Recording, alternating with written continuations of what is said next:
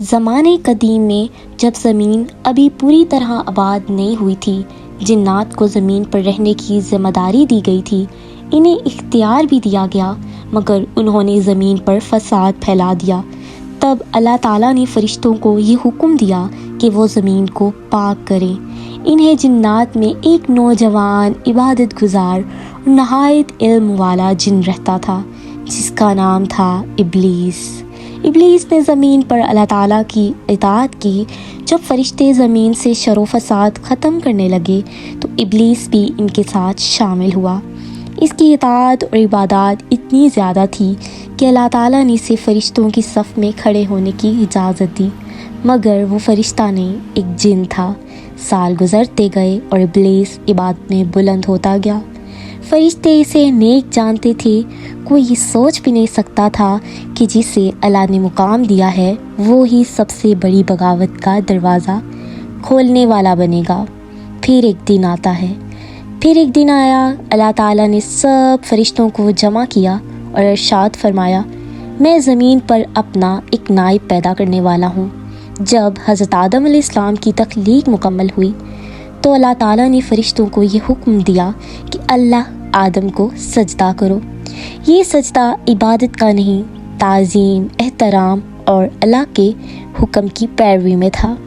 تمام فرشتے فوراً جھک گئے، مگر ایک وجود کھڑا رہا، اکڑ میں، غرور میں، وہ تھا ابلیس۔ یہاں سے شروع ہوئی ابلیس کی بغاوت۔ اللہ تعالیٰ نے پوچھا، اے ابلیس، تو نے سجدہ کیوں نہیں کیا؟ ابلیس نے جواب دیا، میں اس سے بہتر ہوں، تو نے مجھے آگ سے بنایا ہے اور اسے مٹی سے بنایا ہے۔ وہ لمحہ تھا جب اس کے دل کا غرور، تکبر اور ضد کھل کر سامنے آ گئی۔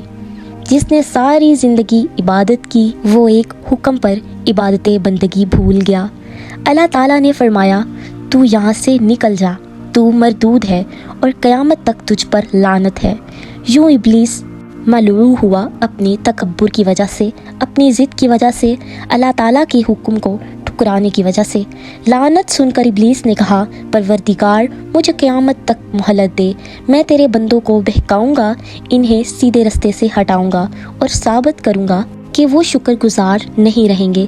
اللہ تعالیٰ نے فرمایا، تجھے مہلت ہے، مگر میرے بندے میری یاد رکھنے والے تجھے کبھی نہیں مانیں گے۔ اور اس دن سے ابلیس انسانوں کا کھلا دشمن بن گیا۔ اب اس بات کی طرف جاتے ہیں، آخر خدا نے لعنت کیوں بھیجی؟ غرور، اللہ کے حکم کی نافرمانی، توبہ نہ کرنا۔ اللہ نے اسے عزت دی اور اس نے انا کو چن لیا۔ ہمیں چاہیے، بلکہ ہر مومن کو چاہیے کہ وہ شیطان کے بہکاوے میں نہ آئے، بلکہ جو اللہ پاک کے بتائے ہوئے راستے ہیں ان پر چلے۔ آپ سے چھوٹی سی گزارش ہے، میرے یوٹیوب چینل کو سبسکرائب کریں تاکہ آنے والی ویڈیوز آپ کو بر وقت مل سکیں اور آپ کے علم میں اضافہ ہوتا رہے۔ خدا حافظ۔